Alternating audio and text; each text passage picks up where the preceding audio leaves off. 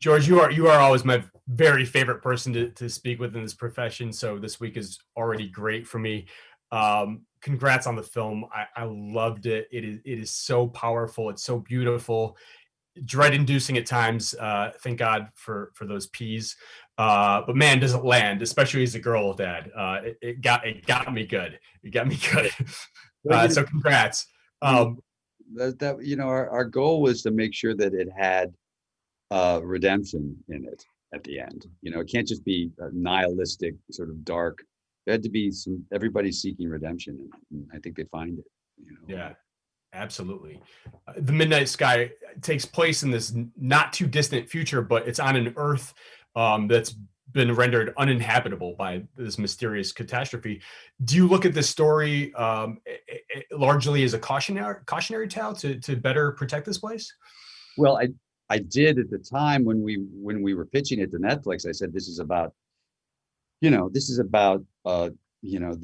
this divisions, this divisiveness, and this hate and anger that's we're seeing all over the world, and and how we could end up killing ourselves along the way.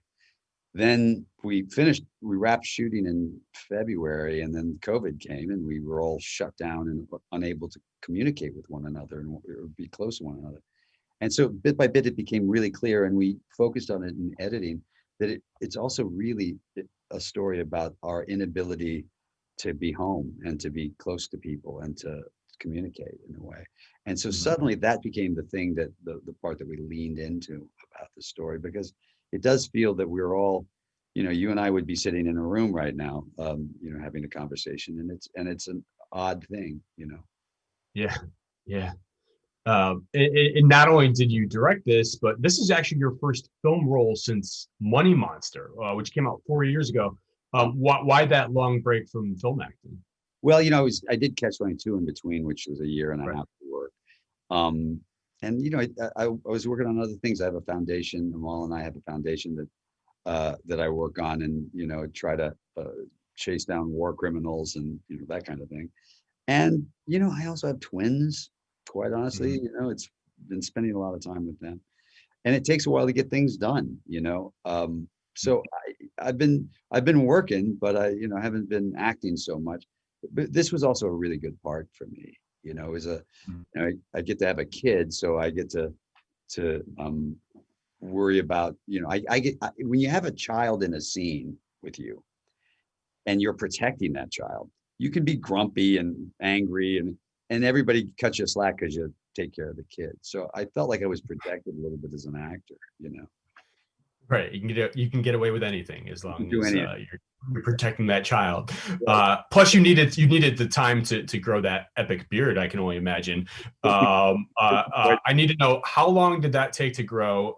How did you like that look on yourself? And most importantly, I mean, because you're a married man, how did your wife like it? It took about 4 months to grow. My wife really, really was ready for it to come off. My daughter was ready for it to come off. My son loved it because he would hide things in it, like a toy car. Which, by the way, literally, I'd get to work and be like, oh, the popsicle stick in my beard. I think So, you were filming this like last December. Did you use it to like moonlight as Santa at the mall at any point? yeah, I Or did. The thing is, I didn't want to blow it for my kids if they recognized me. And so Richard Kind, my dear friend, dressed up as Santa, and he came down and he did Santa instead. So I just looked like one of his older elves.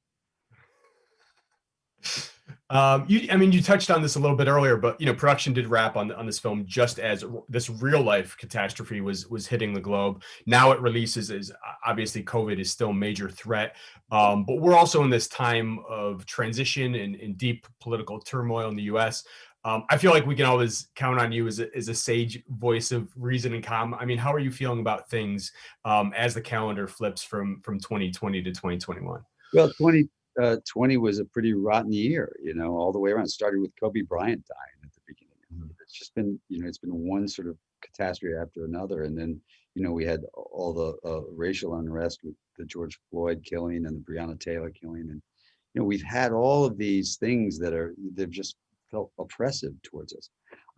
I see a lot of light at the end of these tunnels. You know, we do have two, three. It looks like with this Johnson and Johnson vaccine, we'll probably have 4 vaccines. Two of them look really promising right now, which means that by May or so, it won't just be essential workers, but other people will start being able to be vaccinated, and that feels like that's a really promising thing and really an incredible thing. You know, if you're a Democrat, then it feels very good to have January 20 coming around. I'm excited to have someone who is in charge of our government that doesn't call the press the enemy of the people. Quite honestly, I think it's important that we're, you know, that we move in that direction. Having said all that, I'm an optimist in general, and I look at things always saying, I look at them, I'm a realist. I look at things going, well, this is bad, and these are problems, and these are things we have to fix. But I look at it thinking, we put ourselves in these positions, you know, and we can get ourselves out of them. And, you know, these are man-made problems, so we can unmake them. And I'm looking forward to, I think Joe Biden is the right man. Sometimes the moment meets the man, and I think Joe might be this might be his moment. You know, I'm excited by it. Absolutely, and amen to all that. George, genuinely, you're my favorite person to talk to in this business. Thank you so much. Congrats again on the incredible film. Hopefully talk to you again soon. And be safe. Yeah, likewise.